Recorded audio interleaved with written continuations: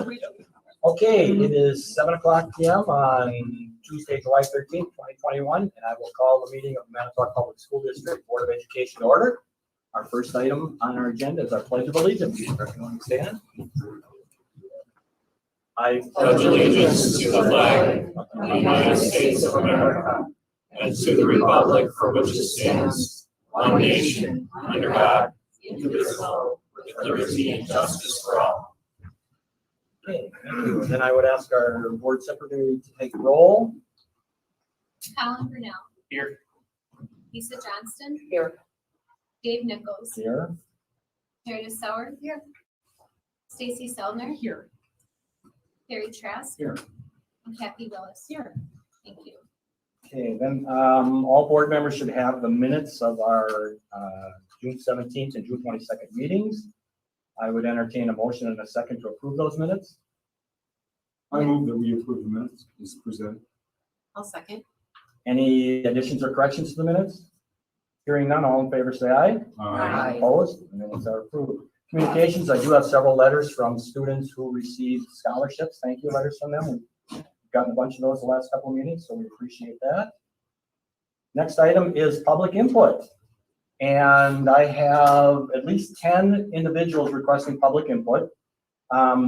We try to limit our public input to 30 minutes, and I'll give each speaker a maximum of 5 minutes. If you don't need the 5 minutes, it'd be appreciated by those who have to come later that you might not use that full time. But I'll just go in the order that they're given to me. So keep your comments pertaining to what the district does. And other than that, I'll just call your name and it'll be your turn. First one I have is Aaron Manchesky. Aaron here? Yes. There you go, Aaron. Where would I? Right there is perfect. Right here. No, right here. Right there. Better. Yeah, right. Thank you. There, I guess. Hi, my name is Aaron Manchesky. I have been a teacher in the LAP program for 10 years. Stan Grawl, Cindy Rhodes, Bonnie Luco, and myself have worked to develop a strong program for students who struggled at Lincoln and help them get caught up with credits or just to learn in a small individualized learning program. The strength of this program can be seen in the 100% graduation rate of seniors who ended the school year in the LAP program. But LAP has been more than just a credit deficiency program. It has also built life skills and relationships. I believe our one room, one teacher, and one aide, 15 students for the whole day strategy work to help students who may have struggled with challenges at home, anxiety issues, or just got lost up at Lincoln. Because we have a small group of students, we can design individual learning programs for each student and work to support them in the various areas of need, whether academic or career planning. In a district where every student can learn at a high level, I believe we need a diversity of programs to support our diversity of students. LAP allows strong support, typically for our at-risk population, for students that require that level of support to be successful. Many years ago, I was told I would have to be an advocate for the LAP program and for students that needed it. And I'm asking the school board today to remember those students and keep the LAP program. Thank you. Thank you, Aaron. The next speaker would be Addison Butler. Addison. Hello. My name is Addison Butler. I just graduated this past June from the LAP program, and I'm here today to talk about the LAP program. I just wanted to say that I feel as though I would not have graduated on time if I wasn't in the LAP program. And I was personally a student that had anxiety issues up at Lincoln, especially like going through the halls during passing times or just being in a school with so many other people. And I felt that being in the LAP program where I had 10 other students in my class, it was very easy for me to learn in that setting. My teachers, Mr. Manchesky and Mrs. Luco, were amazing. They supported me through every step of the way, every second of the way. And I felt that it was such a big change with them, as opposed to being up at Lincoln, whereas I felt, personally, I felt like it was hard for me to ask for help. But I really built strong relationships with Mr. Mancheski and Mrs. Luca. And I think that I can say the same for many of the other students in my class as well. I think it would be a shame to discontinue the LAP program just because it has helped me so much and my friends so much. And I think that it would be taking away a great opportunity for students who might need that environment. Thank you. Thank you, Addison.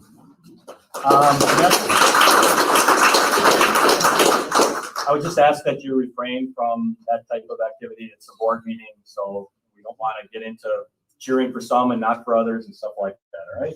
Thank you. The next speaker would be John Jacobs.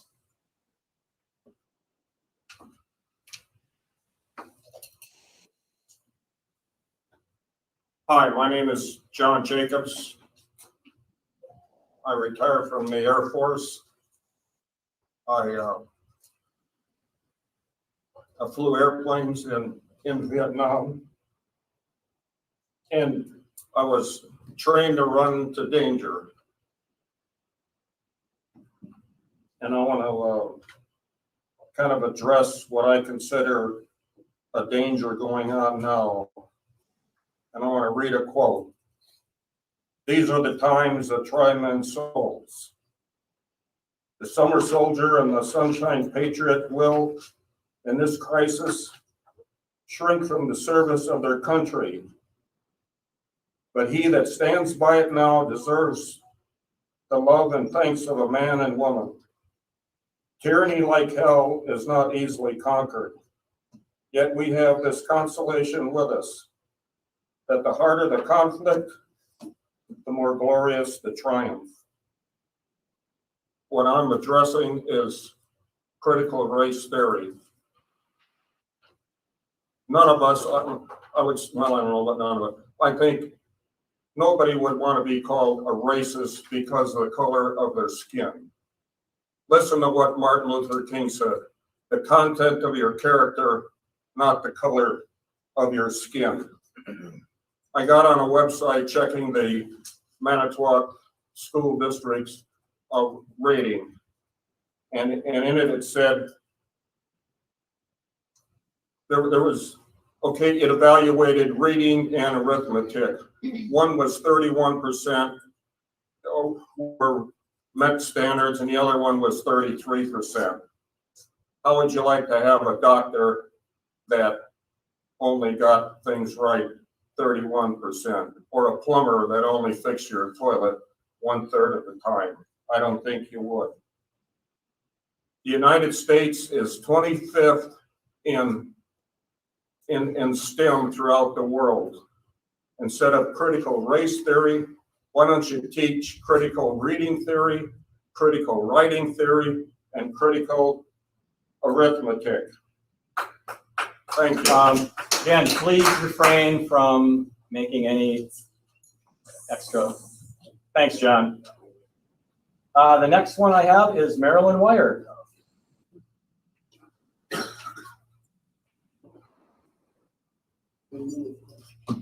The school board formed an equity advisory committee to address the disproportionate number of EBD, or emotional behavior disorders, noted in the state. In other words, there are more non-white students getting designated as having emotional behavior disorders than white students. You were told to fix this. The Equity Advisory Committee wanted to explore if the adults have a bias that is leading to the disproportionate numbers. Is this the teacher's fault? I want to read the March 25th, 2021 Equity Advisory Committee's goals. Goal number 1, supporting a diversity, equity, inclusion club. Why would you need this? This would further divide our children if problems exist between them. Aren't children taught to teach each other the way they would want to treat each other, the way they would want to be treated, or learn the ways to solve a problem? If there is a problem between some, that is where a solution should be worked on. With your equity club, you're causing them to be even further divided. Dividing children because of their race or ethnicity is racism. Don't you have teacher-student guidelines on treating bad behavior? If you are not enforcing rules equally on every child, no matter their color, then that's the problem. The color of their skin or ethnicity has nothing to do with it. If bullying or bad behavior is the problem, you are the adult, and I hope you demand respect and consequences for that behavior are enforced. You should have been doing this all along. Parents expect this of you. This reminds me of the safe spaces you hear about in college campuses. This isn't needed if you're doing your job. These are K through 12 children who need to learn how to respect each other and develop healthy intellectual skills for getting along. You would be promoting racism among children with this club. Goal number 2 and 3. Including an equity question in the interview process when hiring employees in the district. And providing a statement of support and continuation of the DeRoot training. Did you know, and I'm quoting Dr. Carol Swan, former professor of political science and law at Princeton and Vanderbilt universities, that, quote, CRT training, which pressures people not to say certain things, take a certain stance, or forces them into some segregated settings, may infringe on people's constitutional rights and even violate civil rights laws. Does your equity training divide the world into oppressors and oppressed? That the white people are considered oppressors who benefit from undeserved advantages? Whites are deemed guilty of having set up a system of systemic racism? The DeRoot webpage says, quote, we build the capacity for racial justice in organizations by developing the structures, routines, and processes that disrupt white supremacy and enable racial justice. Dr. Carol Swan says the demonization of one group of people because of the color of their skin is something that is discriminatory, and white people are protected in the same way as black people are by civil rights laws. Goal number 4, encouraging parent engagement and involvement. Why wasn't there parent involvement and engagement already before behavior problems got out of control? Where is the informing of the parents and the involvement in fixing the problem? Did you set up a meeting with all school parents to tell them that your solution was to indoctrinate equity ideas into our teachers and children to solve this problem? Did you find out if this is what the parents want? The answer is no. Goal number 5, updating the art in the building by adding artwork or posters of more diverse leaders. Does this mean hiding or deleting out our history on which this great country was built? I feel you can add, but nothing should be removed, good Carolyn, you or have 30 bad. seconds. What?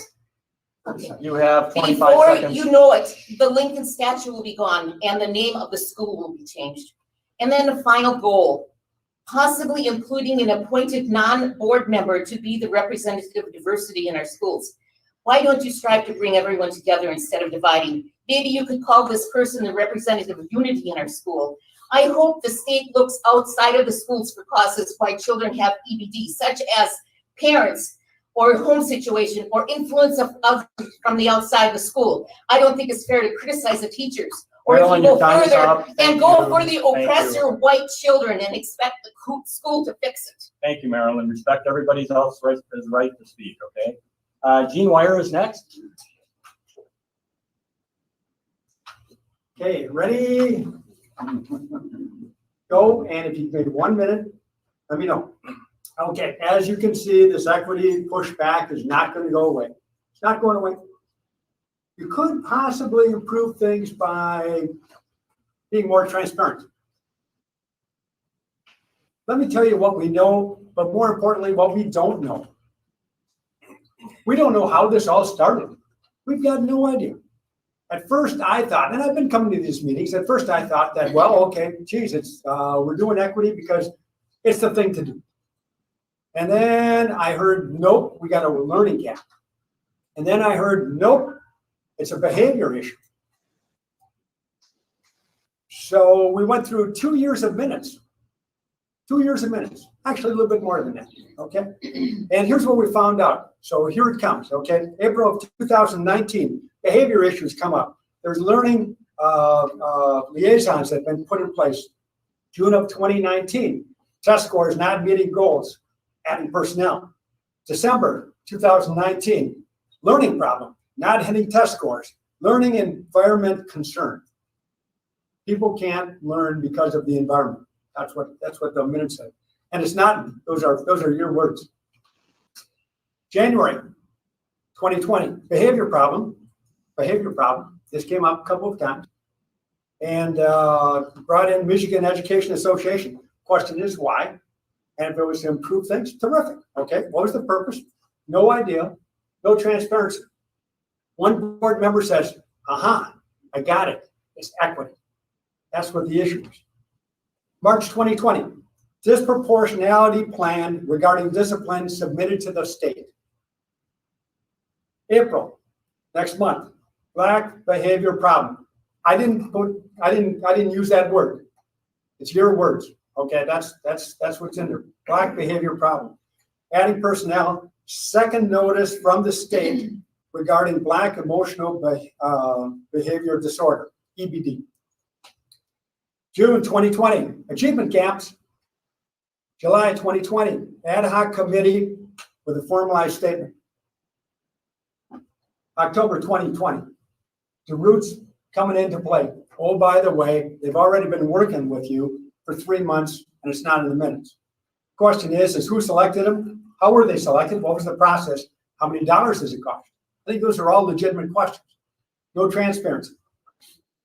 So equity right now is the focus, okay? And as you heard, okay, one of the real concerns is on that hiring, okay? You've got that question. It says, okay, are you gonna handle equity, and are you gonna continue to support it? So I come back to this again. What is the original driver of this? Okay, if it is behavior, then one of the big questions has to be, okay, how many students are there? What is the number? You ought to be able to tackle the number. It's probably a relatively small number. Proportionately for that race group, it might be large.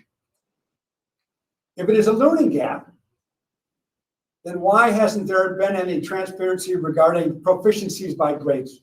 The only thing that you find in 2 years of minutes is February of 2021 for Franklin for math and reading. That's all that you find. So my suggestion is this: you need to have a public session. If you have a public session, questions and answers should be just really like you did a great job. Guys did a great job when it came to the referendum. Open session 3 times, and you did a great job with that. I got it 1 minute, okay? I also think that you're doing a great job in publicizing the good thing. I think that's a great thing, okay? Apprenticeship program, energy reforms, alternative schooling, relative to the offline, or not face-to-face, okay? So the bottom line is this, okay? If you do that, I think you're gonna get some stuff going. Some of the questions that I would not ask is I wouldn't ask anything on social studies, because I did ask that once before. The information I did receive, which I did get, okay, was from 1998, okay? I also think that what you're gonna see is you're gonna see a question that's gonna be, what's your plan if the teachers don't conform? And the overriding thing, how did this all start? So thanks very much for your time. Thank you, Gene. The next person in my file here is John Lewandowski. John here? No John, okay. The next one is John Kress. Thank you. Conserve time, I'll start talking now. My name is John Kress. Thank you for the introduction. I live here in Manitowoc, Wisconsin. I might pound on the table, so I'm going to sit down, because what I have to say I really can't sugarcoat. And that is, you all need to stop this now. And we know who you are. You're the true believers. Endless mass and lockdowns, equity and critical race theory. You are the equity cartel. And we see what you're up to. in exchange for money and power, you're teaching our children fear. That's the big lesson. Fear of lockdowns, fear of people with different skin, fear of your heritage, fear of your own family, fear of your friends, fear to have your own thoughts, if you dare to have them, fear of losing your jobs, especially if you think for yourself when you're an MPSD teacher. Fear of being embarrassed, ridiculed, and isolated. That's what the fear cartel does very, very well. These policies have intentionally and systematically inserted fear into the minds of young children. It must stop. These policies are allowing emotional and psychological abuse to happen right in our classrooms. And you need to stop now. I'm just one person here, but I'm here with a lot of others, and we do not fear you at all. As a result of multiple failures in your service to this community, we will be submitting a petition delivered in this venue for the public record to request letters of resignation from each and every one of you, including the superintendent. We hold this board and the superintendent responsible for the damage you are doing to our kids and this community, and we will not forget it. Thank you. What does your button say? Thank you, John. What does your button say? Let it go here. Educate, don't indoctrinate. The next Thanks for the speaker plug. I have listed is Ryan Hanson.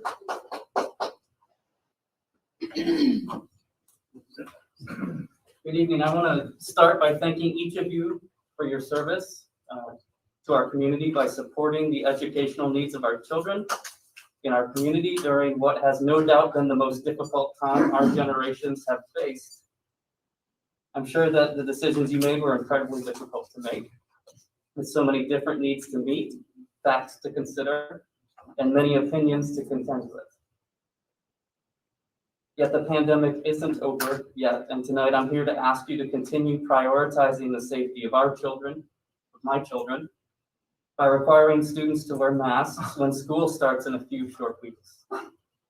During the last several months, adults and children over the age of 12 have had ample opportunity to receive protection against COVID-19 through safe, highly effective, and widely available vaccines. Positive cases have dropped significantly, thankfully, and remain very low for now. Life, thankfully, has started to resemble something more normal. Yet the fight isn't over, and while we were optimistic a few months ago that the pandemic would largely be over for us, the Delta variant looms on the horizon. Positive cases in our state are slowly increasing again. In the absence of herd immunity, which Manitowoc County is far from achieving at just 47% vaccination rate, and without vaccines available yet for children of elementary school age, under the age of 12, younger MPSD students remain vulnerable to infection and outbreaks. Though they may not at this time cause serious illness and death, COVID-19 infections in children are still potentially risky, and risky to members of households around the community. It's also worth noting the illness's disruption of learning and the disruption of work for a caregiver perhaps, and at times, perhaps a disruption of income for some. Yet these disruptions and risks can be kept low with masking, a simple and proven method of slowing the spread of COVID-19. The most recent recommendations, I think as recent as 4 days ago, for schools from the CDC recommend that those who are not vaccinated wear a mask. And this would include every single child under the age of 12 at this point. By diligently wearing masks last year, there were few infections among MPSD students. So I'm asking you to reinstate the mask requirement, not for the entire year, but for as long as it takes for children under the age of 12 to receive full immunity, a reasonable time for that to happen, once the vaccine is approved for those under 12. Not every parent will make this choice for their child, for vaccination, and I'm not asking them to. But for me and numerous other parents in this community waiting for this vaccine, it's imperative that our schools do everything possible to keep them safe until that day comes. And for now, the simple and effective protection is wearing a mask. Finally, I want to note that virtual schooling is not an acceptable alternative for children whose parents share these safety concerns. Some will choose them, but not everybody wants to choose virtual schooling. Virtual school is not a viable means of providing other social and emotional needs to young children. Thank you. Thank you, Ryan. I have one more request, and that's from Melanie Goebel. Well, thank you for allowing me to speak. My name is Melanie Goebel. I am a veterinarian, and I also run an international suicide prevention nonprofit. I would like to state that, as was just said, there's a lot that we do need to be worried about with the Delta variant, as it is showing that it is affecting and killing children at higher rates than the previous variants that have been out there. So something to keep in mind. I'd also like to state that teaching history and any material to be honest,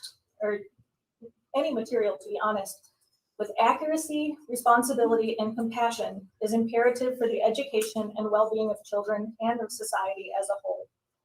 I have learned a lot in the last few years about what I was not taught as a student. And what I found out is that those things affected my ability to do my job. In order to be compassionate of those of different cultures and colors and races and educational status and other backgrounds, without knowing the reasons why that they may have had the situations in front of them, was very difficult.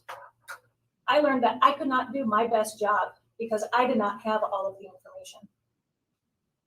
Thankfully, I have learned a lot, and I'm open to the truth that I was previously closed off from. Understanding the roles of individuals and society as a whole changed the way I live my life, and it has made my life better. People toss critical race theory around as if it's being taught to children. Critical race theory is an upper-level law course that looks at the effect of race on the creation of laws, and we know for a fact that that is true. I'm going to give you an example. Take two men that fought on an aircraft carrier in World War II, one white and one black. After the war, they both came home. The white man went to college on the GI Bill and graduated with a degree in accounting. The black man was excluded from GI education benefits, so he went to work as a laborer, which is a reasonable life choice to be able to do, but he wasn't given a choice. A white man bought a home in one of the new Levittown suburbs, which were white only, and his loan was funded by a very inexpensive FHA loan. The black man wasn't eligible for the FHA loan. He rented a house and saved as much as he could. The white man, after a few years, had enough money and equity in his home to buy a new, bigger house. The black man took several more years to buy a small home in the black business and residential community downtown. Soon after he bought, an interstate highway was built through downtown, right through the middle of the black man's neighborhood. Property values dropped to almost zero, and the lead buildup from car fumes, though he didn't know it, was damaging his young children's brains. 60 years after coming home from the war, the black man's net worth was approximately 6% of the white man's. He couldn't fund his children's education through a second mortgage because he had no equity. And when he died, he left his children and grandchildren with nothing but debt. The white man who died a few days later left his children and grandchildren with enough money to pay off all the kids' debt and pay for the college of the grandchildren. The difference was driven entirely by official U.S. government policy, and those who benefit from it continue to benefit from it today. Those who suffered from it continue to suffer from it today. That is critical race theory. It says official racism in this country had a negative effect on those it targeted, and those effects continue today. As a country, we've made mistakes in our past. Now is the time to accept that mistakes were made and change them. If nothing else, this teaches our children responsibility and compassion. If a wrong is perpetrated upon you, would you want that wrong corrected in some way? I know I would. I would want that for my friends, for my family, and even that stranger that I have never met, because I care. We are all humans that are deserving of life, dignity, and respect. Within the educational system, we need to recognize that we all learn differently and at different rates. This does not mean that one person is better than another, but rather that we all have gifts and skills as well as weaknesses. By building each other up, we learn how to prepare ourselves for the world and life ahead of us. By giving children the opportunity for equity in education, we allow children to have dreams of a future where they are able to succeed. We do not want every person to be a doctor or a lawyer because then we wouldn't have anyone to build roads and homes, to grow food, and to prepare it.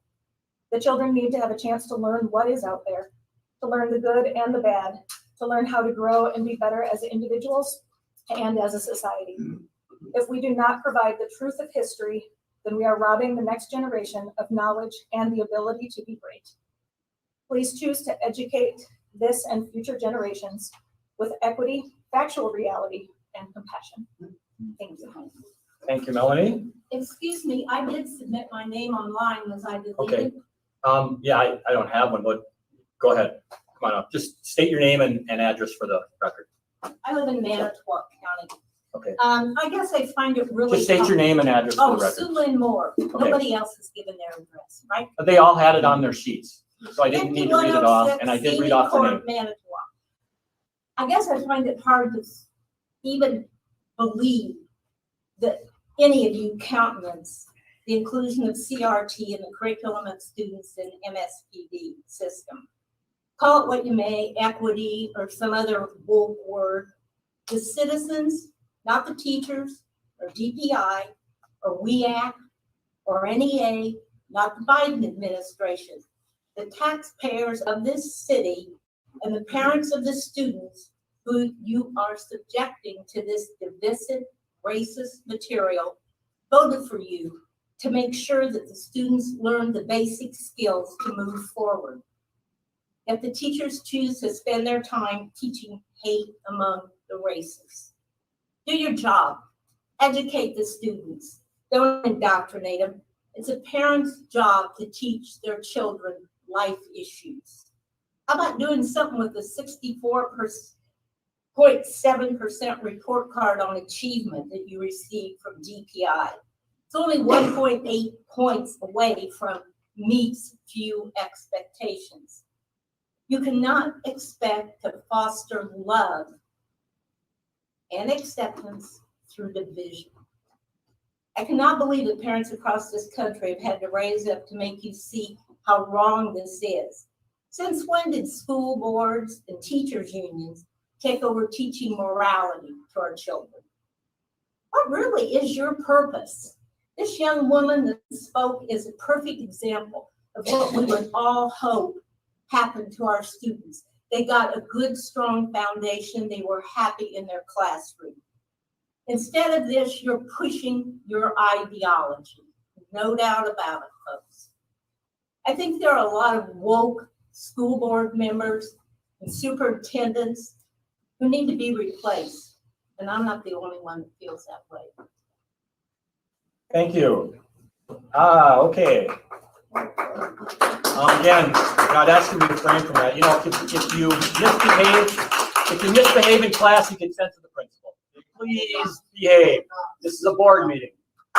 You don't allow it at the county board meeting, you're not going to allow it here. Citizens input. Citizens input is done. I have one letter submitted to me. Thank you for the respect that you give to people that are in a position to, you know, educate our children, and you just forget it. You know. Respect is earned. It's both ways. We don't chew gum when we're talking either. I do have one that was submitted to me, and I was asked to read it, and hopefully I get this done within 5 minutes. It's from Jenna Poff. Since I live in Minnesota now, I am not able to attend this meeting in person, but I wanted to share some thoughts on history and critical race theory that you all should hear. As a Lincoln High alumnus, I am painfully aware of how much MPSD is lacking in its job to educate students on history. Students are taught to celebrate murderers like Christopher Columbus and are taught nothing about the people he murdered and colonized. The history taught us. Seriously, you're gonna cut off people in this community from talking, and you're gonna read something from somebody in Minnesota? I'm gonna ask you one more time. If you are gonna speak up, I'm gonna have to ask you to leave. You cut off people in. I didn't cut off other anybody. communities, Everybody and had you're the reading opportunity to something from speak somebody from during their public Minnesota. input. That's enough. That's enough. Sit down. I said sit down. I'm in charge of this meeting. Sit down, Mr. Kress. I'm gonna. That is public. Public input is you are reading. closed. Is that on the agenda? Because you closed. Public input is closed. We are going to move on to the next Is item. that on public agenda or is that part of your? agenda? And we'll go to committee reports. I thought so. Thank you. Personnel committee, Carrie, you are the. Yep. Couple things. Personnel committee is pretty busy right now. We did meet on the 21st of June with Joyce to discuss the need to add a 0.6 FTE in her office in order to be able to handle the work and to be able to take on the responsibilities that need attention in that department. Even though we don't have the authority to approve or disapprove of that recommendation, Joyce was good enough to come to us and talk about it, and listen to our points of view, and the committee ended up by supporting her request. And there were some questions that were raised that have now been answered. And so the addition to the personnel department is now an administrative decision. The other issue that we've been working on is the annual evaluation process for the superintendent of public schools. And we did ask at the last meeting if we could have an extension on that. And we met yesterday.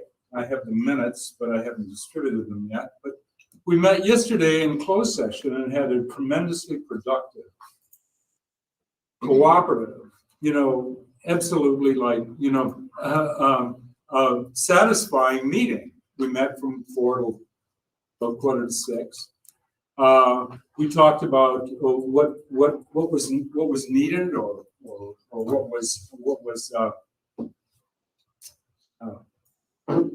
what was appropriate. We reviewed documents like the job description, the professional standards provided by the state. Looked at evaluation survey forms. I talked about goal setting, etc. So, and the fact is like with everything that I've been involved in with the Manitowoc Public School Board, everybody worked very constructively together on this important project. And we came away, I think, feeling pretty positive about what we'd accomplished, at least initially accomplished. And then this morning, when I turned on my email, I had a survey that we talked about yesterday from Stacy, all typed up, all ready to go, all plugged in, so that I could respond to it. And I know Meredith got the same survey. So we feel that we have really begun to get a clear and clean and constructive process going here. And because Stacy was so active in providing in doing the survey, the suggestion was made. I think it was made by both Meredith and Stacy that one of the things that we really want to do to start this is to provide feedback to Mark, the superintendent, concerning the past year, in order to get a kind of a baseline for moving forward, in order to get just a simple review of what the board's reaction is to what was accomplished or not accomplished last year. And we would like at this point to submit this survey to the board for examination and approval so that we can have it completed and the results can be available for the August 4th meeting. And then we get a jump start on the process. I mean, is that parliamentary, Yeah, that would be, Achievable. that would be work, yeah. okay? We're not going to do any action items on that. We're not gonna do any action. It'll just be discussion, but you could bring it up at the next meeting for action. Well, when would the next meeting be? I know we have to decide that at the end. August 10th. August 10th would be our regular meeting. Oh, yeah, see, we'd like to get the results by August 4th, and then. You can ask that we have a meeting just to take up that action. If that's what you want to do. I mean, if that's what Could we add it to the, New our business? agenda today? Could we add it to as new business? today? Yeah. Where are you at with it? We just want everyone, I've emailed it to everybody, we want you to just look at it and approve that that's the instrument that we can use, and then that everyone would fill it out, and the deadline would be our retreat date. Yeah. Oh, you just want us to look at that evaluation and say that's what we'll use? Exactly. Exactly. I mean, we don't have the authority to just put it into action. I mean, it has to be approved by the board, and as long as it's just to move forward with it and not to make it an official document, then that we'd have to have the board approval, and that has to be on the agenda. Okay. Because, we have to, I mean, I'll tell you what, I mean, I could just put it on the agenda for the 3rd too, if that works. I didn't want to have anything on the agenda because we wanted to have open discussion. on the 4th. Is that the, no, it's the 3rd, isn't it? Oh, it's the 3rd. I get the right date. It's the 3rd. I mean, I could. So if we did that, then we could, if it's approved then on the 3rd, then we can move forward and have it then done by the 10th to move forward at the regular. Sure, we could do that. meeting. I was gonna have discussion of personnel committee issues, and we could just have that as an action item. Then we can do that. Then we don't have to have a special meeting before that, just to approve that. Is that okay? All right. Is there anything else that we need to add? Other members? Yeah, I'm just thinking if we don't do a special meeting to approve that, will we have enough time to meet our September deadline? We don't, well, our September deadline is to have the board approve of the whole package on the September, the first meeting in September. I would guess we would. Is that okay? I mean, we've really kind of got it in the works now. Yeah. Okay, that's what we'll do then. Okay. Anything else, Gary? Not for me. Any questions? Colin? Yeah, I had a concern when I was going over the minutes. And it popped out at me. The committee/board does not technically need to approve the request. So I guess I'm confused then why that's the case, because as a school board, we're supposed to oversee resources and to make sure that the school board or that the district is run well. That is our job here. So if we don't have the ability to approve those that are operating within, that confuses me as to what our role is here. Oh, wow. Which one were you talking about, Colin? It's right under budget impacts, 25 to 35, first sentence. The points. Yeah, the 0.6 addition to the personnel department, yeah. I guess I'm just curious as to why that is the thinking there. So I guess I could articulate the administration will move in and out all kinds of pieces based on the need that the district has. It could be we have 0.5 FTE in French and we need 0.7 FTE in French. That approval comes to the board in the personnel committee meeting. And so the board then generally approves the 0.7 model. In this case, we're moving from a 0.4 to a 1.0. We're articulating that that's what we're doing. When we post the job, interview for someone and hire them, that will then technically come before the board for formal approval. So in the end, yes, that happens. But, you know, as a board, you're not gonna have the time or resources to review, 750 employee contracts. So some of those just move forward, and some of those we identify because there's a change. In this case, we're identifying because it's a change.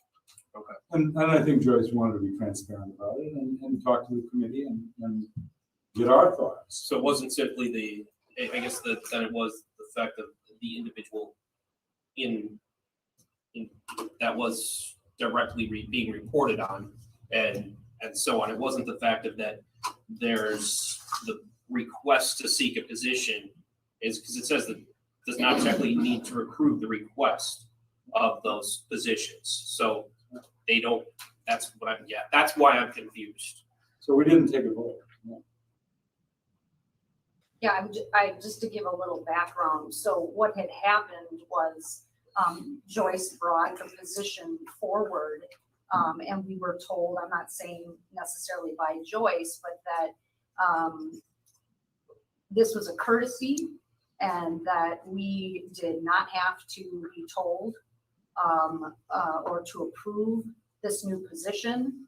And what I asked for was if we were going to move from to a full-time position with kicks and benefits, what I asked for is I wanted some background information about how that position was going to be funded if it was going to be in the current budget, meaning that we were going to allocate funds from somewhere else to fund this position. And if it was not going to be, if we hadn't allocated that and we couldn't see how that was going to be funded, then I would have preferred that we waited to hire this person for the next fiscal year, the next budget, because then we could include that in there. You know, I believe that I was asking a very simple question. I believe that what I do understand is, let's just say we give a pot of money of $1 million to do salaries. I don't expect that we would micromanage that. You know, the district knows how they want to spend that 1 million, but if we're going to increase FTEs and we're going to do that in a year that we've already budgeted for and that wasn't budgeted, I was asking for some, I want to know what we got rid of, what we cut. For instance, if we took money away from, and I'm making this up, we took money from a reading program and we stuck it into having an FTE for HR, I would have a problem with that because that money is needed in that. Or a teacher that was doing reading and we moved them to an HR position. So what I had asked for, I believe, is in my right as a school board member to help us be transparent.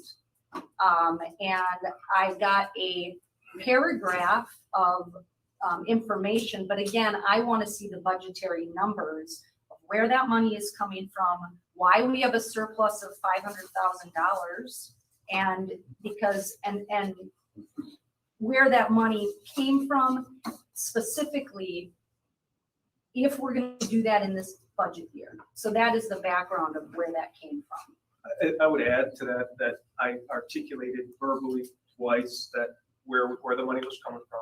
I shared with you where the money was coming from. We agreed as a board that we were going to make a reduction to the tune of about $340,000. That's where some of that money comes from. The administration works through a process where we have either a zero funding or a negative funding model. We have always, for the history of this district, had ebbs and flows in staffing to the tune of hundreds of thousands of dollars because we have 800 employees. We are not bringing every one of those ebbs and flows, whether we're moving a third grade teacher at from Franklin to adding a sixth grade teacher at Wilson. That is, we will mark it within our system. We are not bringing forward ever to the board something that's not previously thought about, discussed, reviewed, and can be funded. And so I shared with you just an example to the tune of, I don't remember what the number was, $600,000, of which part I already articulated to the board was part of our overall reduction of $1.3 million because we have been relying on fund balance. But that again has to be part of in our role as administrators. If you don't believe that we are trying to do the best we can to conserve the resources that we have, then we have a bigger picture to do and to work on the trust process. If in fact what I gave you still isn't good enough, I don't know what else we're going to get, because we have, for example, a $40 million teaching and learning staff budget, probably even greater than that, right? We don't have a line item for every teacher that says teacher A, Mrs. Smith, and Mr. Jones, 42,612. We have a snapshot that starts at one time, and we use that snapshot and move that forward. That's how public school funding goes. So when we're talking about a $20,000 piece to move forward a 1.0 FTE position, of which we believe is very critical in this district, we're not trying to move a reading teacher or fund something else. We're trying to do what we think is best. Right, and all I'm asking is that I want to know what the cuts were made that left this $300,000 specifically. And I believe I shared to that. fund that. I shared that. Did you not get that document? I haven't seen positions that were changed. I saw it. July. We were all sent it. That had exact positions that we got rid of or moved or changed. July I 8th, could share Mark with you. sent an email to everyone saying that there were, for example, 2 special education teachers, 2 middle school teachers, building and grounds, elementary classroom teacher, and LHS based on formula of minus 1.5 FTE for a total of $612,500. So that was sent to the entire board. I did not see that. Okay. So I'll review it, yeah, I'll I'll review share it, but what I was saying, is that, because the other thing is, if something comes up on here, because I know we have posted the position and we've interviewed for the position, and if anything ever comes up on here, that isn't something that we talked about or was discussed or doesn't make sense, we can take that off of here because it talks about funding. So, if we don't have the information to be able to approve a personnel committee report, then I don't think that we can approve it, or we need to take that off of there. And so that was the only other thing that I suggested. But I'll thank you for that. I will look at that. And hopefully when it comes up, we'll have all the information that we need. Stacy, do you want to include that on our next meeting? I mean, a broader discussion of that so that we have a better understanding. Because I mean, it seems like there's some questions here that we probably can't answer tonight, right? Completely, because we don't have the documentation. You want me to, let's include that at our next meeting. And we can have a better discussion on it and maybe have that information for us. I think that would be good. Colin, does that answer your question? Yeah, I'm good with having it on the list. Okay. Thank you. Thanks. If there's nothing else, That's it for me. thank you, Gary. I'll have a bigger report next We week. need to, I we would need move a, we approve the personnel reports. we need a motion and a second. Any Second. discussion on that? How could we? No. All in favor, say aye. Aye. Opposed? Okay. Then we'll move on to building and grounds, and that is Lisa. Sure. The Building and Grounds Committee toured the multiple service center facility located at South 30th Street on June 21st. This facility houses 90% of the maintenance department staff and equipment. This facility has a warehouse that stores all the school and custodial supplies for the district. It uses a program called School Dude that is an inventory management tool used for supply ordering. This facility also houses a district print shop and where Chartwell's has their food preparation kitchen. Building and Grounds Director Chris Dupre also shared with the committee the overall department flow chart. The Building and Grounds Department is comprised of 50 staff members, which are 35 custodians and 15 maintenance staff. Austin Brooks, the operator supervisor, is primarily responsible for overseeing the custodial part of the department. the cleaning quality, the hiring and training of new and existing staff, and oversees new product and equipment acquisitions. The maintenance part of the department has a variety of skilled personnel. We have a master plumber, an electrician, carpenter, welder, mechanic, heating and ventilation technician, IT and data, infrastructure technician, maintenance technicians, warehouse manager, and intra-district delivery drivers. So I don't think a lot of people know that we have in our hire a master plumber, electrician, carpenter. They are all employed by MPSD. And we do that basically to save some money and also to be sure that we can get service on time. And it's just a very good idea to have that. The next topic of discussion was the maintenance and repair of the 14 MPSD facilities that total 1 million square feet. MPSD also maintains 305 acres and 4 buildings at the school forest. Chris showed us examples of the roof surveys that were completed 5 years ago of the district facilities, and it provided details regarding the size of the roofs, the age, and the condition. The surveys included estimated costs for repairs and or replacement. Surveys were also completed for building masonry tuck point, as well as the blacktopping of parking lots and playgrounds. Surveys help decision-making of maintaining the facilities and planning for future needs. Over the past several years, his focus has been allocating the referendum funds for repairs and replacement of roofs. The group discussed major improvements and the challenges of doing this with the current funding. So if anyone wants to know where the referendum money was spent, a lot of that money went to roofs. So just to pass along that information. The next topic of discussion was that the district has begun utilizing a building automation system called Automatic Logic Controls. This is a computer software program that helps manage and monitor the building's heating and cooling equipment. The advantage of having our buildings on a computer software system like this is the instantaneous view of temperatures and operations of the building's heating and ventilation system. At a glance of the computer screen, you can see which rooms might be hotter or colder than what is targeted. It also aids our troubleshooting and repair efforts to be able to see if a unit is running or not, and gives us insight into what might not be working properly. This often helps us diagnose and make repairs more efficiently. At the present time, 3 buildings, which is Riverview, Franklin, and the central office, have most of their building spaces on this system.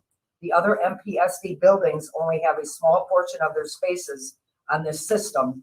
However, the district is planning to use federal COVID-related funds to install the upgrade, so all the buildings will be on the automated logic control system. The timeline for this project is scheduled to begin this month. An added benefit of this project is that it will boost our efforts in saving energy costs.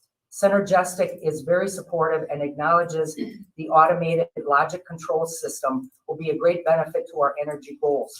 In closing, the committee appreciated the behind-the-scenes tour, giving committee members a better understanding of the function of the multiple service center and the staff who work at that facility. Any questions on the report? Colin, you want to make any comments? You were at the meeting, Carrie? I just was amazing.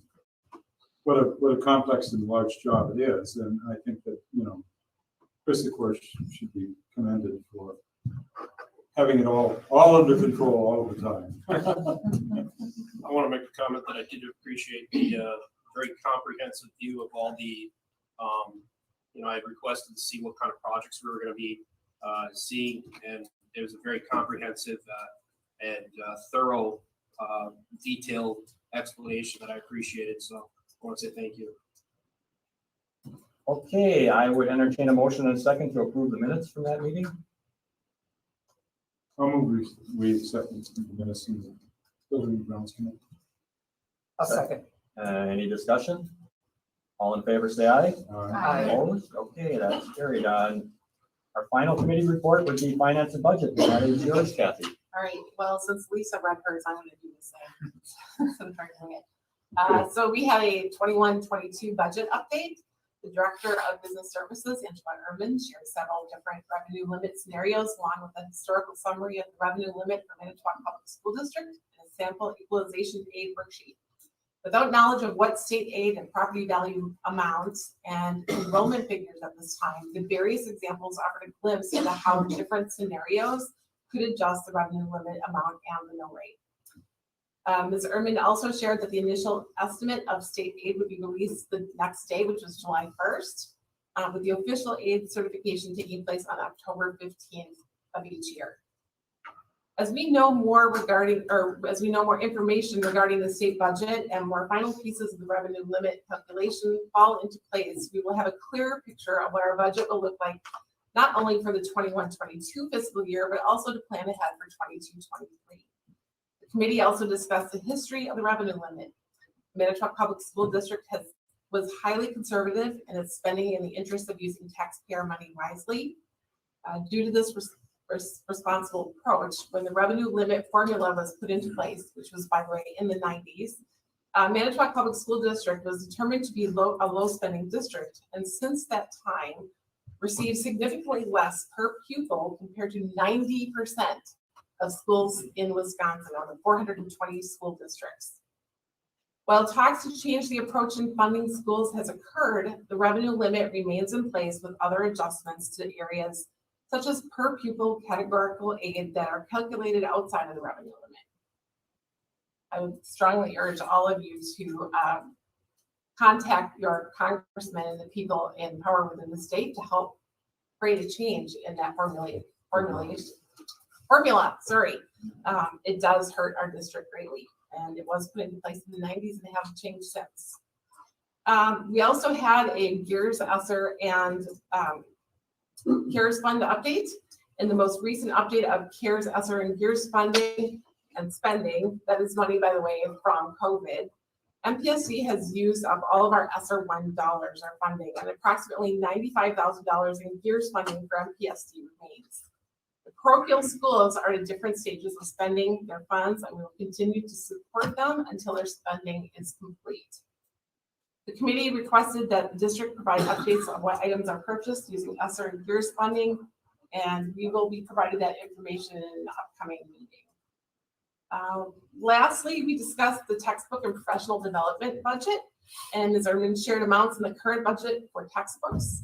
The suggestion was made to forward additional requests to the curriculum committee as the process for textbook purchases and adoptions are handled through that committee. And that was it. We also have an upcoming meeting, which is tomorrow, July 14th at 4 p.m. It is essentially a new board member training, and everyone is invited because there may be changes to that, to things that have happened in the past, or you may all learn different things. So that's at 4 o'clock tomorrow. And that will be it. Any questions for Kathy? Otherwise, I would entertain a motion in a second to approve the minutes. Make a motion. A second. Any discussion? All in favor, say aye. Opposed? Okay, we'll move on to the report of the superintendent. The first item is our payment of vouchers. Angela, that would be you.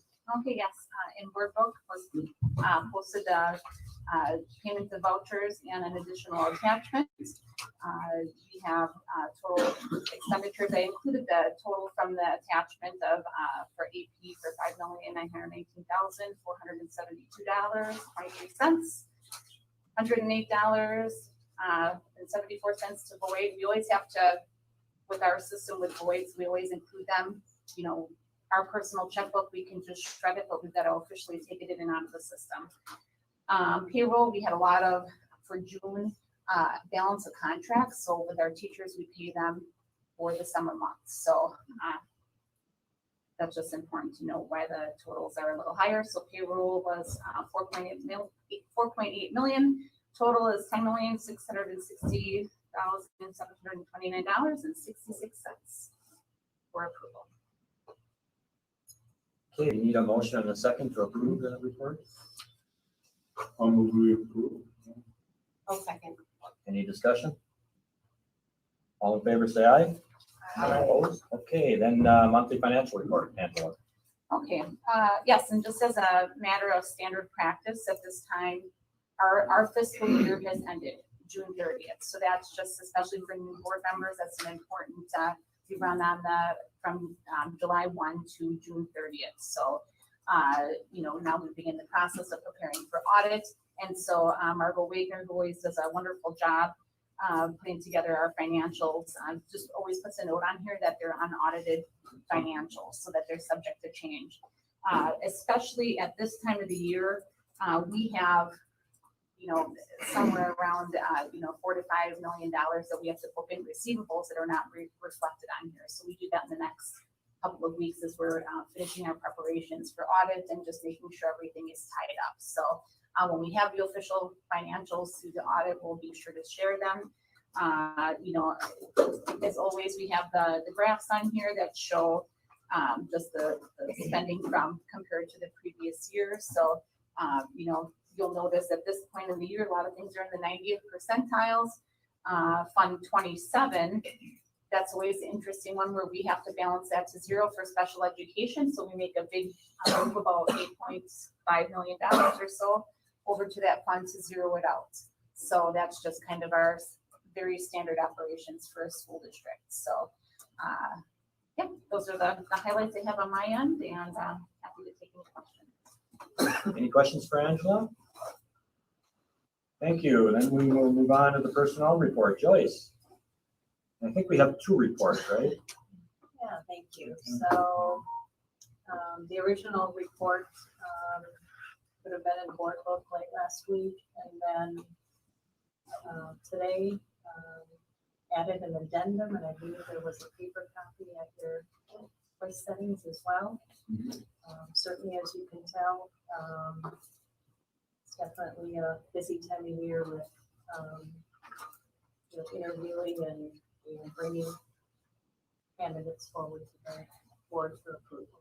So, do you want to take them separately, Mr. Nichols? Well, they are similar items. I would ask that we, for a motion to accept both reports. For that, though, I'd ask if there's any questions for Joyce.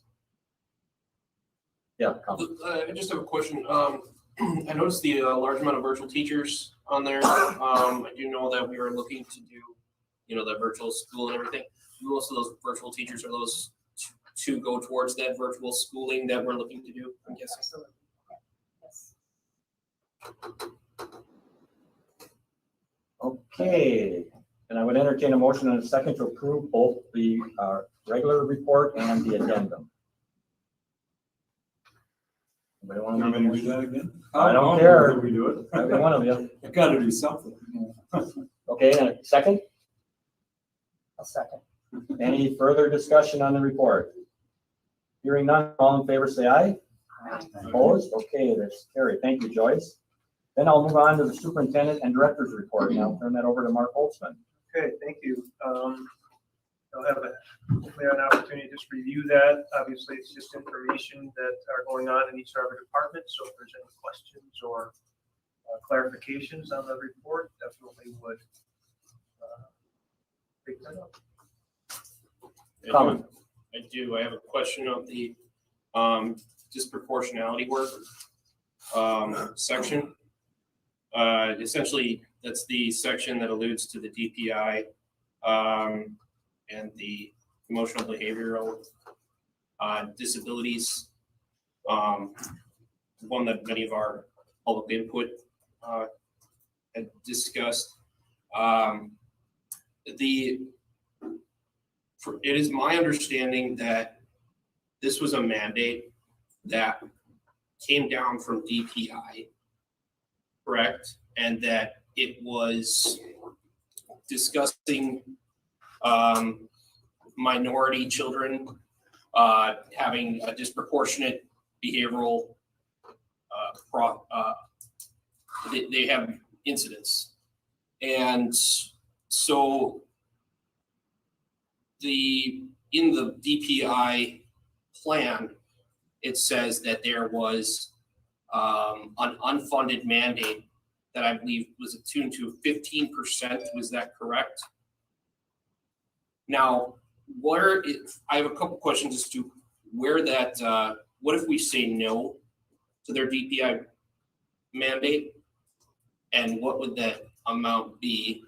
And then two, I guess, was the question as to why it was, what the action was to pursue the action plan that was pursued.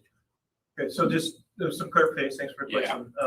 So the DPI identified Manitowoc Public School District of having identified a disproportionate number of students, specifically Black students in EBD. And so because of that, we were required to set aside. And when we say take a set aside, we have to take money from our own special education allocation, set aside a percentage. I don't know if Joanne, you can articulate, I want to say 12%. And we can get you that number. I don't know off the top of my head, the percentage. We are required to do that by DPI. To answer your question, what happens if we don't do that? I'm not sure, but I do know that the DPI gives us millions of dollars in special education funding, and I would garner that we wouldn't want to risk the millions of dollars to show them that we get to say or we don't get to say. So I think that we need to be cautious about that. But the DPI then says to us, you need to come up with a plan. You need to develop a plan to reduce the number of disproportionate. So what they're saying is that we have way too many students identified, specifically in this case, Black students who are EBD. That's the DPI looking at our numbers, identifying, counting the number of students that we have that are Black, and counting the number of students that we have in the district that are EBD, and saying that's not appropriate. What's EBD? Educational behavioral disability. Okay.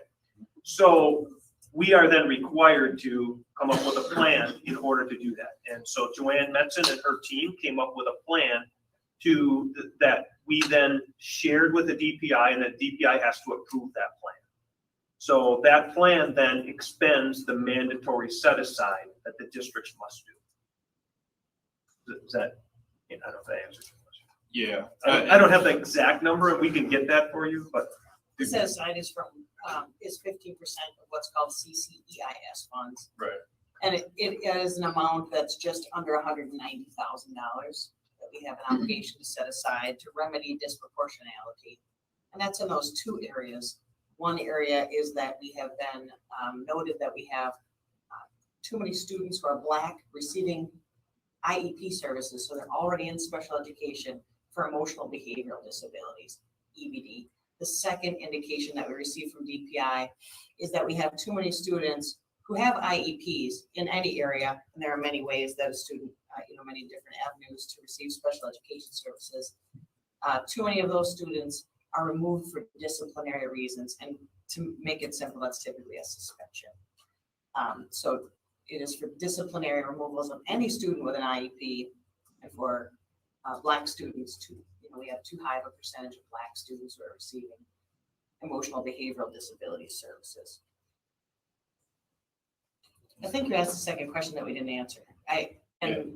So if I could do that, I think you asked kind of what was the plan, or how do we get to the plan? Yeah, I guess that seems to be a very, it kind of alludes to the, some of the public input had discussed, had touched on that.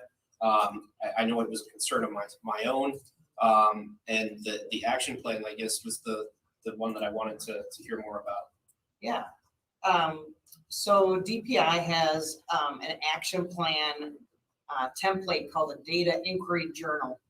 And if any of you have ever been involved in action planning, this data inquiry journal really provides a format for us to walk through a process and fill out this data inquiry journal. So it asks you to look at some history and some data, and to make some decisions about what you notice in that data and what action plans might, put some things in place. So there was a small group of people from across the district who worked together around October of 2019. We got together and worked together through that data inquiry journal process to do some action planning around that. And then that plan was submitted to DPI. And after only receiving it back once, that is pretty good. after only receiving it back once and making a change, it was approved by DPI. Now we are in between action plans. So that action plan was a 2-year action plan with an end date at the end of June of 2021. But because we continue to have a disproportionality issues in those two areas that I discussed, we continue to have the mandatory set aside. It's still at approximately just under $190,000, and we have an action plan due in October. So we'll go through a similar process. Is the action plan that you guys are looking to do pretty close to the identical one that was just put forth that so many people seem to have an issue with? It has not been created, so. Okay, thank you. It has not yet been created. Let me just be clear that the action plan created for the disproportionate has nothing to do with teaching and learning of diversity. It has to do with behavior. So, what I'm hearing about, I think it's not the same. It's two different pieces. The absolute mandatory set aside is about the behavior and identifying the behavior of children and working with our staff on behavioral models, right? Well, I think, and again, I'm not going to comment on what the public input was, right? I would tell you that is a different model. That model is something that I'm not sure where that's coming from, but this mandatory set aside is specifically about our educational behavior models and how we're supporting the behavior and learning of our staff to work through reducing the number of referrals we have. Mm-hmm. So as to the thing that you just said, the thing that kind of keyed into me, because I did ask for some of that DPI paperwork from Ms. Metzen. The middle of page 13 on there, it alludes to the fact of I would have to, I'm scratching for the exact words here, but white privilege, equity, things of that nature, some of the same common topics that CRT is. And that's where I was under the impression that, yes, they are the same. And then also it is my understanding that DeRoot, one of the contentious or organizations of contention, was also involved in this as well. DeRoot's is that involved? Yeah, DeRoot's not involved in any of this. DeRoot's not contentious, right? It's a professional development model, right? So I'm not going to say it's matter of contentious, opinion. and it has nothing to do with this. Mm-hmm. It's two separate. That's where I think there's separate pieces that we're talking about here. The DPI set aside and professional development for our staff. Can you speak to the part of the other thing that I had mentioned about the white privilege and the equity? I can't speak to page 13. I don't have it up in front of me, so I'm not sure where we're at with that. I can definitely come back to you, but I would articulate that equity is not equity as we're working through the process of providing opportunities for all kids. So I'm not sure why you're thinking that that's not something that we want to do, right? We're talking about our goal here as a district is to provide opportunities for all kids. In this case, DPI is saying you're not doing a good job specifically for these students who have identified Black students in EBD. So we need to do a better job of that. We know that internally, but the DPI is saying you're doing it miserably. They don't do this just because. They're saying you're doing this miserably. You need to do a better job. So Mark, that's would it be fair, since there are newer people since October of 2019 to view that plan? And then that may help clear up some of those questions. Sure. Yeah, we could share August that. 3rd. Plan. I guess it's no longer in Should I place. It would be a prior plan. expand on that discussion on August 3rd, right? Yes, please. Yeah, because I don't think we have an answer here. That will be Might as well complete put for it out you. there to be Okay. transparent, right? Filling up the agenda here. Okay, that's good. Can I respond to Kathy, some of this? Bill, Colin, are you done? I am. Okay, yield. Kathy. Mine is more about what the public discussion was. I just want to make a comment that I am aware of the plan. I haven't specifically seen it. I know of why we have to, and that the state came forward saying that we're required to do certain things. The reason I know that is because of this last year's meetings. So this actual item has been discussed a couple of times in our meetings. So while you go back, some of you, and look at our minutes, not every word is spoken for. Lori is not a stenographer. So like, we have had those discussions, but maybe they haven't been written down word for word specifically. But that's how I know as a board member starting in April 2020, that's how I'm aware of this issue that we had with EBD and our disproportionality is from our board meetings. And then I had one discussion with Ms. Metzen last year. But otherwise, that's how I know about it. So it has been out in public. We have been transparent. Maybe you weren't at that meeting so that you wouldn't have been made aware of it yourself, and it probably wasn't reflected in those minutes. Just so you know, that's how I personally know about it. So it has been discussed before. But again, I'll put it on the agenda for the third, and include that. I appreciate it. And then I think you had sent me a document that Yep. I We'll will touch on that. include as part of that. So. Thank you. Good, okay. Good, and I don't think that requires anything. District activity update? Yeah, just real briefly, we're in the midst of summer school and finalizing that week. We have 450 students in our elementary academies going on. We have this summer almost 1,000 students participating in our activities at Lincoln High School and Wilson, Washington. So we're excited about just continuing to engage our kids. If you pop by the schools, you'll start to see cars and vehicles in the parking lots as our teachers are heading back into their classrooms and starting to just get organized and prepare for what's moving. Our buildings are working together as leadership teams, planning and getting ready for August 30th.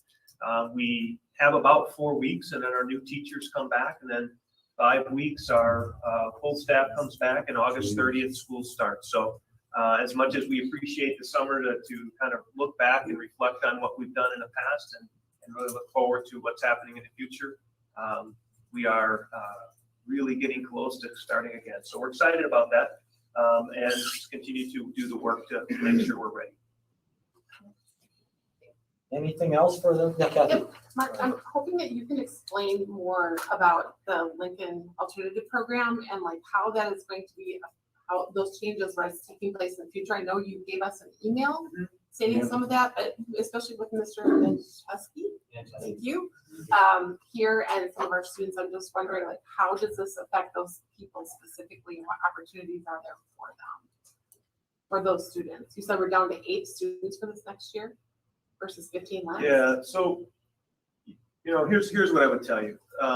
The administration had a conversation with the staff members involved prior to the school year ending. The administration then had another conversation with the staff members involved.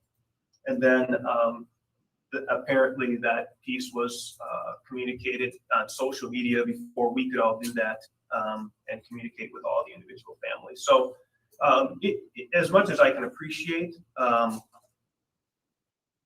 passion and interest that's going forward, there's a process that we hope that all employees work through. And that wasn't followed at all. So just want to be clear about that.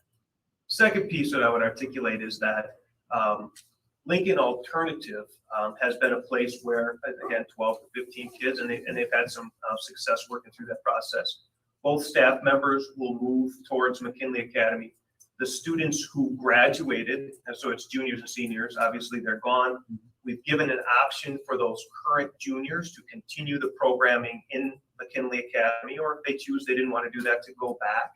So again, that would be, there's, in the range of 8 to 10 students, depending on who wants to go back and who wants to stay there. The opportunities that exist in that small class sizes and small areas the same. The place that they report to is exactly the same. The employees are going to work in the same building. We're talking about a small, again, learning environment. So some of the things that we're excited about is we have, again, a credit recovery program that can provide many opportunities for our kids. And we have staff that's ready to do that. And we're asking the staff member to participate and join 3 other staff members who are at McKinley to provide that service with the kids that are there. So what does that specifically look like as far as change for the students? Like, because you're so saying, rather than being in a room separated from McKinley Academy, they'll be in rooms joined with McKinley Academy. okay, so they won't actually be at Lincoln. Like, They were we had never one at student say Lincoln. it was overwhelming Those with the number of students, right? Those students were at Stangel Learning Community in a classroom. Those students will stay at Stangel Learning Community and join the classroom of McKinley Academies as they choose. Is it going to be called something different now? No. It's So called, LAP? no, it's called, so LAP will join McKinley Academy. So it'll be McKinley Academy will take up those services. So I'm assuming that since the, before school let out, you've talked to the parents and the students coming back. The council, I personally have, the counselors have called those students and the parents, yes. And how is that being received from parents? Are they optimistic? Again, or- I have not had a conversation. I talked to Christopher Durkis today about that and this week, and he said that the students were like, I understand that. Okay. And then again, I think he told me there were still 3 that they had left message on and hadn't got it. All right, thank you for that explanation. Somebody said that on Terry. Facebook, somebody indicated that they lost a job over this. Is that true? That's not true. Okay, that's good. Colin. I have one last question on the on-site vaccination clinics for students. And this is discussing the COVID-19 vaccine. I was pleased to see that, parent consent for this, it should be up to the parents, right? The only thing that did trouble me though is once we got to the individuals who are 16 and 17, that they are required to have parent consent, but in the event that parents or guardians cannot be present, a consent form must be signed and brought to both doses. The concern that I have is in the event that those parents do not subscribe to that thinking, and then the child does subscribe to that, are we then deciding for that child, for that parent, and going against their own wishes? Should we or should we not have on something, that is another hot topic, make sure that we cover our bases and have the parents there? Are we opening ourselves up to problems? Those aren't like our protocols. We're following what the health department protocols are. So again, I mean, I understand what you're saying. You're saying that a 16-year-old who wants to get a vaccination will get a parent signature, bring it to get the vaccination, and then we don't know. I mean, we're following what the county health department is, and so I'm assuming, again, I'm not sure what happens at the county health department, but I'm assuming that you could do the same thing at the county health department. I don't see that as an issue. I do not see students running rogue to get a vaccination. I mean, we can look into it. I can call. I get it, but I'm looking at it from are we liable? No. I mean, so what I would say is we're always liable. We're liable anytime somebody steps in our district, but what we're saying is we're following a protocol and doing the due diligence. We're saying that if you meet the age requirement that the state sets forth, that you have to have a signed parent permission, right? It's similar to going on a field trip, right? So are we liable for kids going on a field trip? Yes. Is it possible that over the years that somebody signed their parent's name and handed in to go on a field trip? Yes. Did the parents not want them to go on that field trip? I don't know. I mean, I'll just be forthcoming. Personally, I don't like the fact that we're getting involved in the, giving out vaccinations in schools. I don't like that. So we're not giving the vaccination. We're just providing the option for kids to come if they wish. We're just advertising, here's an opportunity for you to get the vaccination. It's like a rental group. That's all we're doing. We have no employees that are involved in giving any vaccinations or taking any of that piece. It's not our employees. Okay. We're just providing a place. Any other questions for the superintendent? Okay, that ends that. We'll move on to a couple of action items under new business. We have student loans. I'll turn that over to you, Angela. Yes, thank you. In board book was a list of student loans for the upcoming year. We have, I believe it was 15 students requesting first loans, and then 51 for additional loans. We offer the program. There's the scholarship program that was referenced at the beginning of the meeting tonight. And then we offer up to 4 $2,000 loans to students to get through their undergraduate careers. And then we sort of service and work with a bank to help provide those loans and provide that, like a lower interest rate for students. It's a program that started back in the 70s, I believe. So it's been around for a very, very long time. So we're very unique, and it's a great opportunity for our students. Ken Mishler had mentioned in a meeting a month or so ago that just when it was established, it was important to offer both loans and scholarships to have flexible options for the students. So really a very nice program that we have. And Joyce Stuckman in the business office works very hard to work with the families to provide the services with the loans, and I help with the signatures and that kind of stuff. But so yeah, we have that for approval tonight. So. Angela, I'm wondering, what is our, Kathy? Okay. oh, I'm sorry. What is our payback percentage from students on those loans? So do we have a very good percentage on that? Well, that's a great question. So we do have some that we've run into problems with at times historically. And another piece that I probably should mention is that this loan program and the scholarship is kind of in a transition period where it was managed just under the school district, since its inception.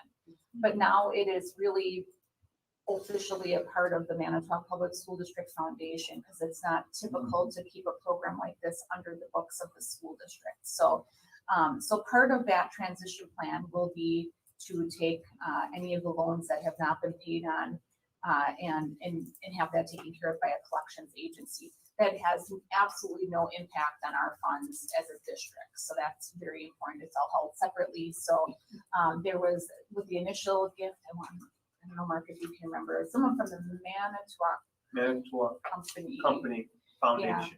Yeah. And then it, the interest growing on it, it takes care, and it can still run even despite some of the people not paying at times. It's a low percentage though. So. And I noticed we didn't even come close to the $300,000 this year. So is that kind of normal? Where numbers are we low? Joyce had mentioned to me too, just in my learning too, that usually we come closer to the 300,000, but especially with COVID last year and this year, that there was a decline in that. And so, Lincoln High School, the counselors work very hard to advertise the programs to the students. And so, hard to know. I mean, we'll hope that more will take advantage of it in the upcoming years. Okay, I would entertain a motion and a second to approve those loans. I'll second. Any further discussion? Hearing none, all in favor say aye. Aye. Opposed? Okay, then we'll move on. Angela, you're still up. The depositories for our district funds. Okay, annually we approve the depositories for district funds, and the listing was provided on the memo. And these are the bank. First National is our primary bank that we hold a majority of our funds. We also have some additional funds in other invested in other areas. The other main one would be the local government investment pool. So that's just we share this with you and have it approved annually. Interest rates are nothing to write home about. So at this point, so we still get a little, but yeah. So I present that for approval. Any questions? Again, it's a requirement that we do this, and there's no changes, right, to from previous years. I would entertain a motion and a second to approve. Motion. Second? Second. Any further discussion? Hearing none, all in favor say aye. Aye. Opposed? Okay, that's carried. Then we'll get to our future meeting dates. I'm not planning on having that second Tuesday meeting in July, right? That's okay with everybody? Yeah. Not doing that, and just going to that August 3rd meeting instead. And there's some, one of the things that'll be on that is our goals, but then I want to have open discussion on issues that pertain to our district that we don't always get to have at these meetings. And thanks to, I think, Carrie and Stacy, we have an action item, but we'll do that. Yeah, it'll be quick. Okay, okay. I mean, everybody will love it. Okay, well, that's good. That's what I like. All right. But if you have other items that you want, and it's, this is likely a longer meeting, just so you know, because it is more open discussion. And I try to allow you all to have your input, regardless of what it is. So feel free to, say. So is it a meeting? I mean, it's a regular meeting. Come and do input or something at that one too? No, this is for the board to discuss issues on a broader basis than we normally can at a meeting like this where we have fixed agenda items and we have action items. So we can expand on those things such as what we were discussing before and then do our goals. We try to do this every year.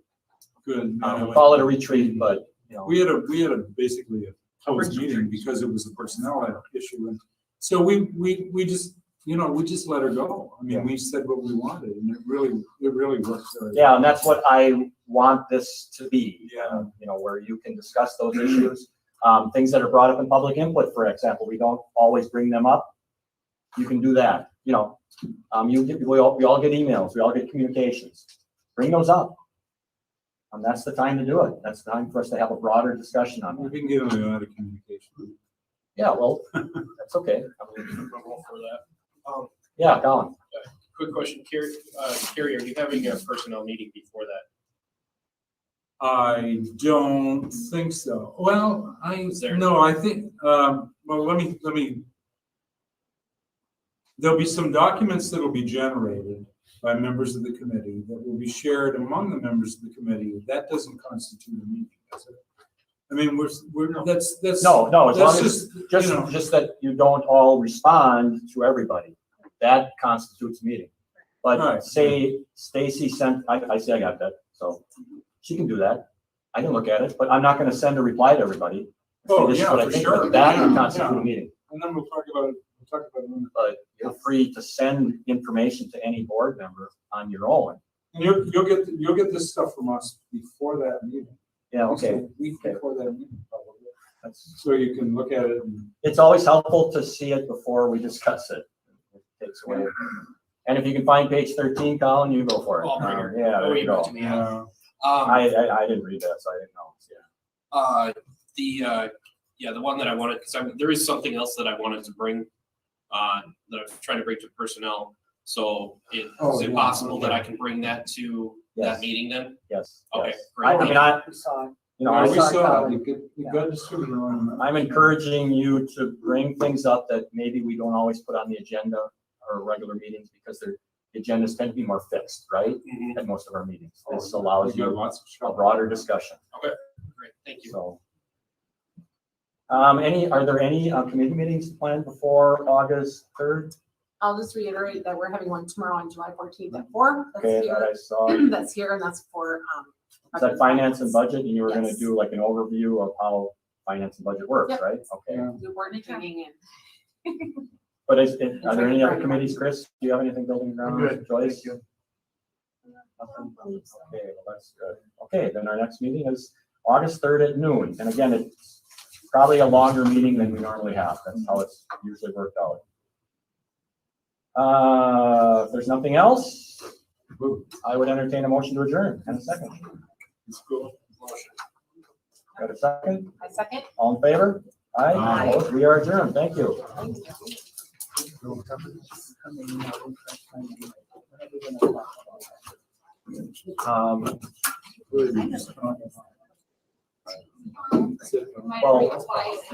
it might have.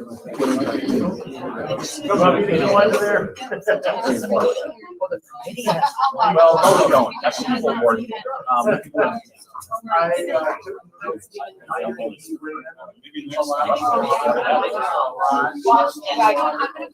want to make sure that, I would suggest that, ask Mark to send it for